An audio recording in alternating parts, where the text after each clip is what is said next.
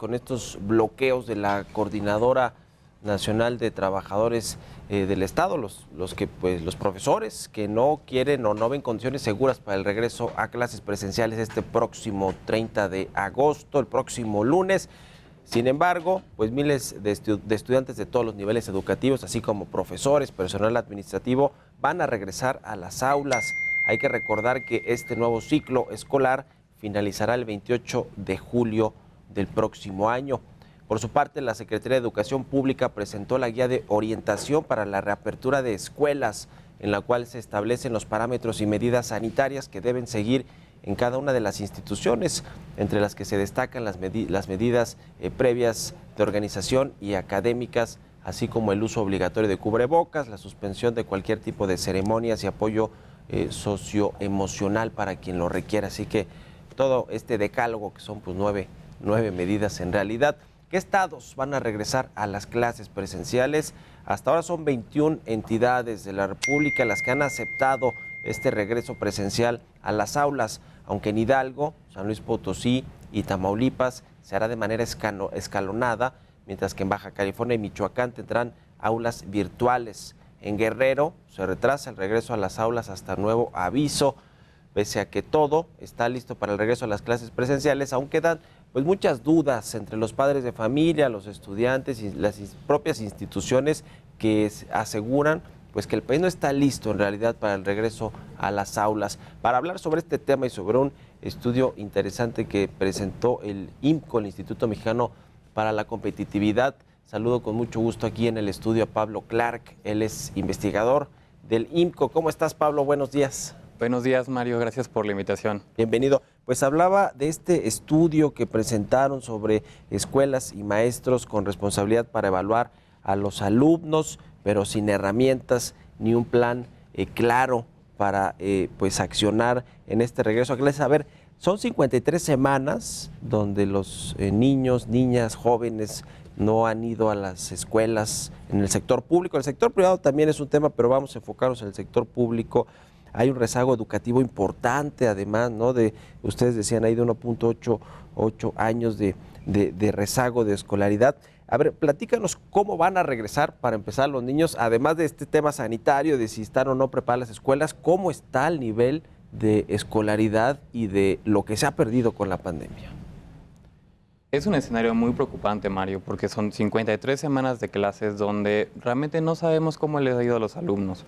Sabemos ya algunos datos de cuántos tenían acceso a Internet, cuántos siguieron la estrategia de Aprende en Casa, cuántos tal vez tuvieron contacto con sus alumnos, pero nos falta lo más importante, que es saber realmente qué aprendieron, cómo se sienten y en qué condiciones están para el lunes que regresen a clases poder retomar el curso del aprendizaje.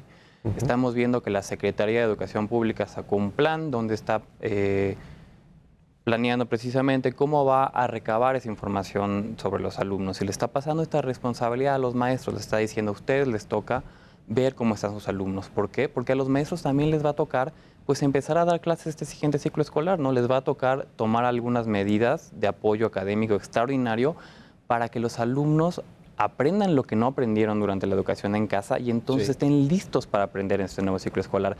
Sin embargo, los maestros tienen bien poquitas herramientas para lograr eso. No tuvieron mucha capacitación, no hay presupuesto. Este plan de la Secretaría de Educación Pública está saliendo 1 o 2 semanas perdón, antes del inicio de clases. Entonces, no existen realmente las condiciones necesarias para que los maestros cumplan esta responsabilidad enorme de apoyar a los alumnos para que estén listos a aprender el lunes que regresen a clases. ¿Cómo les fue a los niños, niñas, jóvenes en estas 53 semanas donde tuvieron que conectarse a Internet para tener una clase virtual o a través de estos programas que se transmitieron en la televisión abierta con ayuda de sus padres? Ahí sí tuvieron un poco más de responsabilidad los papás en el apoyo a los estudiantes. ¿Qué sucedió? O sea, iremos encontrando, me imagino a lo largo del tiempo, qué tanto daño socioemocional o psicológico pudieron haber tenido los niños por no estar en las clases presenciales, pero en términos educativos, ¿ustedes qué creen, además del rezago de 1.8 años, qué creen que va a suceder cuando ya veamos a los niños regresar a las aulas y nos encontremos de las deficiencias que hubo pues en la educación y en el aprendizaje en estas 53 semanas? Yo creo que lo primero que hay que considerar de cómo funcionó la educación en casa, Mario, es que fue muy diferente para distintos tipos de alumnos. Sí. Hay estudiantes que tuvieron computadoras, tabletas, internet, un papá que los ayudara, tuviera tiempo y que tuviera aparte ciertos conocimientos para apoyarlos con sus tareas. Materias, sus exámenes, trabajos y demás. Exacto. Y luego hay muchos alumnos que probablemente no tuvieron ninguna de esas condiciones. Entonces va a haber quienes aprendieron un poquito, va a haber quienes aprendieron más o menos, y va a haber alumnos que también aprendieron bastante bien. Todos van a regresar al mismo salón de clases. Entonces, ese es el reto, ¿no? Cómo un maestro va a empezar a dar clases a un grupo donde no sabe quiénes aprendieron, quiénes no, quiénes más o menos. Ese es un reto enorme. Nosotros estimamos por lo menos un rezago educativo de 1.8 años, pero esa es solo una estimación. Sí. Todavía no hay datos bien concretos de exactamente cómo están los alumnos. Y me gustaría darte un ejemplo concreto del tipo de desafíos que puede ser eso, Mario. Sí. Imagínate un alumno que estaba el 20 de marzo de 2020 en tercero de primaria, ¿no? El día que se suspendieron las clases presenciales. En tercero de primaria este alumno tenía que haber aprendido a hacer divisiones con 2 números enteros. Ahora va a empezar quinto de primaria el lunes. En quinto de primaria va a tener que aprender a hacer divisiones con números decimales, es decir, un poquito más. El maestro tiene que pensar cómo le voy a enseñar a mis alumnos a dividir con números decimales, pero el maestro no sabe si sus alumnos ya aprendieron a dividir números enteros. Sí. No sabe si algunos sí, otros no sabe cuáles son. Entonces no tiene manera de realmente planear un ciclo de escolar donde los alumnos vayan a lograr pues aprender lo que necesitan este año que regresan. Ese es un asunto realmente bien preocupante, Mario, porque si los alumnos no aprenden lo necesario, van a tener complicaciones en los siguientes años, no van a seguir rezagándose más porque no tienen lo necesario para mantener esa corriente. Y si terminan así su escuela en unos años, pues van a salir a un mercado laboral, van a tener menos aprendizajes, van a tener menos conocimientos, van a tener menos habilidades y eso les va a hacer pues, muchas dificultades para tener un buen empleo. Sin embargo, este desafío, ¿no?, de poder diagnosticar a los alumnos y poder entonces apoyarlos con medidas para que se pongan al corriente, pues parece que la estrategia no estuvo a la altura, ¿no? Nosotros vemos todos estos preocupantes, pero no hay realmente una estrategia robusta para atender este desafío. Una estrategia integral que incluya por supuesto, a los estudiantes, a los profesores, a los padres de familia, pero también al gobierno, ¿no? Digamos, más metido en la estrategia de educación de cómo recuperar este rezago con el que van a regresar todos los alumnos de las escuelas públicas a las clases. ¿Qué propuestas? El IMCO, además de hacer análisis, evaluaciones de cómo está, en este caso, el sector educativo, cómo regresan los jóvenes y los niños a las clases presenciales, también hace recomendaciones, propuestas de cómo atajar estos problemas, estos grandes retos a los que se van a enfrentar los estudiantes y los profesores. ¿Qué propone el IMCO? Lo que se nos hace más fundamental, Mario, es en este momento no dejar a los maestros solos. En la parte de la evaluación de los alumnos, la SEP les pasó la bolita por completo. Nosotros desde el IMCO proponemos que la Secretaría de Educación Pública también realice sus propios exámenes, ¿no? En México ya en años pasados había este tipo de pruebas estandarizadas, el Plan Nacional de Evaluación de los Aprendizajes, hace unos años existía la prueba Enlace. Sí. Estas son pruebas que son bien útiles porque te permiten tener datos bien certeros, bien confiables de todo el país, de todos los alumnos. Entonces, lo primero que proponemos desde el IMCO es que se vuelva a aplicar esta prueba. Esta prueba se suspendió en 2020 y no sabemos si se vaya a volver a aplicar. No hay detalles y no hay presupuesto para que se aplique. Esa es la primera recomendación.